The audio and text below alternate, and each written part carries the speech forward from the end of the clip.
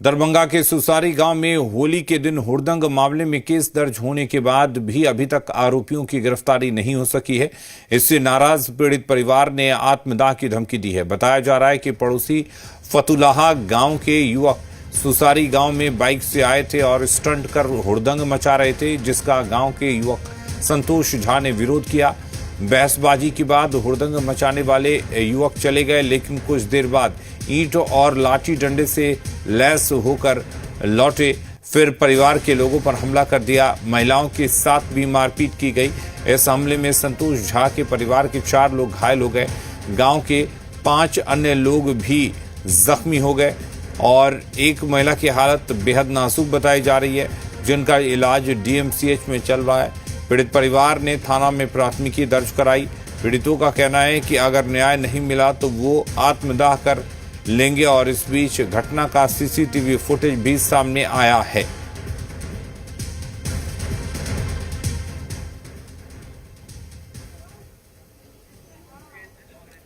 और मुकेश हमारे साथ जुड़े हुए हैं। मुकेश, क्या है पूरा मामला और आखिर क्या वजह है कि पीड़ित इस तरह की बातें कर रहा है? गिरफ्तारी क्यों नहीं हो रही आरोपियों की? जी, मैं आपको बता दूं कि पूरा मामला बहरी थाना के सुसारी गांव का है। होली के दिन एक बाइक पर सवार होकर के 4 लड़के हुड़दंग मचा रहे थे।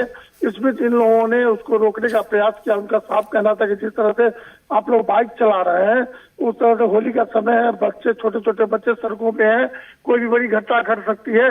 इसी को लेकर उन्होंने जो है संतोष झा ने रोका था। रोकने के बाद जो है तो उन लोगों से आग्रह भी किया। फिर बात विवाद के बाद आपस में थोड़ी सी, चूंकि वो बच्चे छोटे थे, इसलिए एक जो व्यक्ति थे परिवार के, उन्होंने उसके साथ एक थप्पड़ उसको जरा भी था और समझाया भी था कि आप लोग घर जाइए।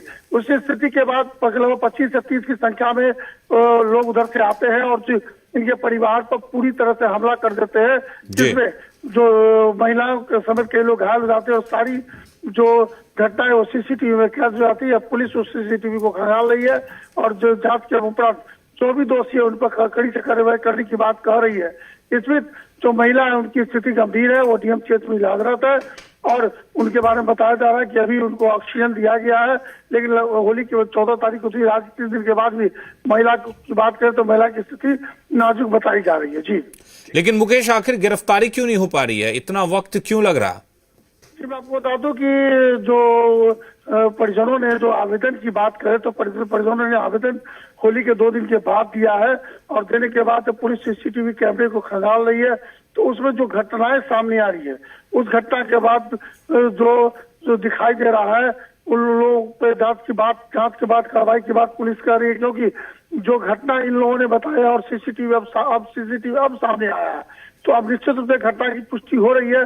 अब पुलिस के जब हम दरभंगा एसएसपी से बात करने का प्रयास किए तो उन्होंने सीधे तौर से कहा कि हमने जो संबंध बेनीपुर के एसीपी हैं उनको निर्देश दे दिया है कि इस जो सीसीटीवी है उसकी घटना को देखे, जांच करें और जो भी दोषी है उन पर कार्रवाई करें और किस तरह की घटना घटी, इन सब बातों की जांच लिखित रूप से हमको दे और पूरी जानकारी हम इकट्ठा करके और दोषियों पर सख्त से सख्त कार्रवाई करने का आदेश एसएसपी ने दे दिया है। जी, चलिए, बहुत शुक्रिया मुकेश आपका तमाम जानकारी देने के लिए।